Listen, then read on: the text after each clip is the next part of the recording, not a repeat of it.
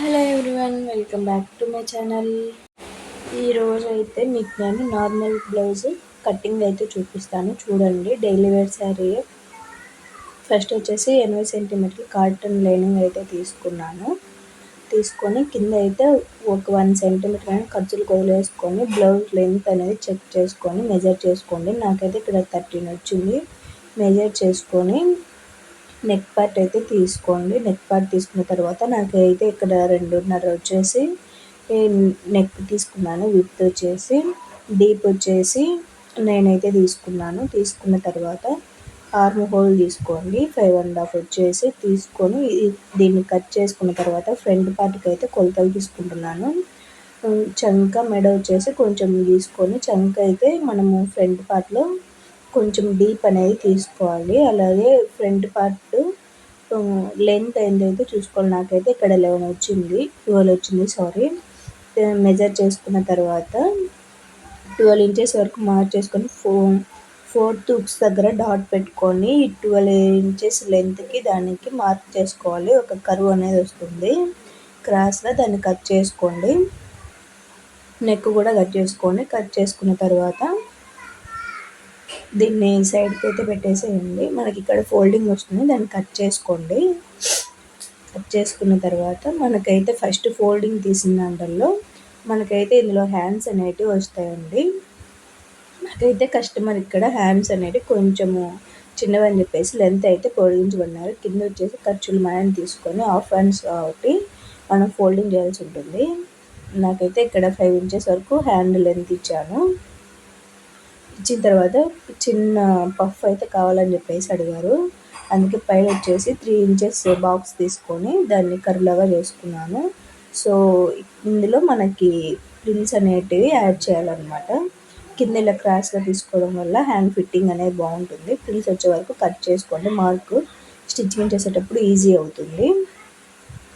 Next వచ్చేసి మనం ఇక్కడ షేప్ బెల్ట్ అయితే కట్ చేసుకున్నాము. ఫ్రంట్ పార్ట్కి ఈ లెంత్ వచ్చేసి మెజర్ చేసుకోండి. నాకైతే ఇక్కడ 7 వచ్చింది. తీసుకొని ఒక సైడ్ వచ్చేసి 3.5, ఇంకో సైడ్ వచ్చేసి 2.5 పెట్టి మెజర్ చేసుకొని కట్ చేసుకోండి. బాక్స్ లాగా డ్రా చేసుకొని వీడియోలో చూపిస్తున్నట్టు చూడండి, అర్థమవుతుంది. ఒక సైడ్ వచ్చేసి 3.5, ఇంకో సైడ్ వచ్చేసి 2.5 తీసుకొని కట్ చేసుకున్న తర్వాత సైడ్కి పెట్టేసేయండి. మనకు మిగిలిన పీస్లోనే పడేయకుండా అలానే ఉంచండి. ఇప్పుడు మెయిన్ క్లాత్ తీసుకొని బ్లౌజ్ది ఇలా అన్నీ పెట్టేసుకోవడం వల్ల మనకి బ్లౌజ్ కుట్టేటప్పుడు అతుకులు అనేవి ఏం పడవు. సో ప్రాసెస్ అనేది ఈజీ అవుతుంది అండ్ టైం కూడా సేవ్ అవుతుంది. ఇలా కట్ చేసుకొని 1 by 1 కట్ చేసుకోండి.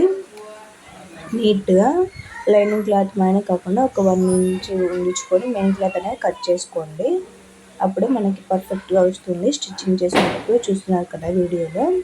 అలాగే మొత్తం నీట్గా క్లాత్ అనేది ఎక్కడ మట్టలు లేకుండా చూసుకోండి, లేకుంటే బ్లౌజ్ మళ్ళీ పాడైపోతుంది. క్లాత్ని అయితే ఏం జరగద్దు, మీరే తిరుగుతూ కట్ చేసుకోండి, అప్పుడే పర్ఫెక్ట్గా వస్తుంది. అన్నీ అలాగే 1 by 1 కట్ చేస్తూ వెళ్ళండి. మన ఛానల్ని ఎవరైనా ఫస్ట్ టైం చూసినట్లయితే సబ్స్క్రైబ్ చేసుకోండి. వీడియో యూస్ఫుల్ అనిపిస్తే ఒక లైక్ చేయండి. పక్కనే ఉన్న బెల్ ఐకాన్ని క్లిక్ చేసుకొని నేను ఏ వీడియో పెట్టినా మీకు నోటిఫికేషన్ అనేది వస్తుంది. కటింగ్ అనేది చాలా ఈజీగానే ఉంటుంది, అర్థం చేసుకోండి. వీడియోలో అయితే అంత క్లియర్గానే పెట్టాను. ఇలా మనం వేసుకోవడం వల్ల అతుకులు అనేవి పడవండి. టైం అనేది చాలా సేవ్ అవుతుంది. 1 by 1 అంతా కట్ చేసుకుంటూ వెళ్ళండి. మనకి ఇలా కాకుండా హ్యాండ్స్ నార్మల్గా అట్లా అయినా పెట్టుకోవచ్చు.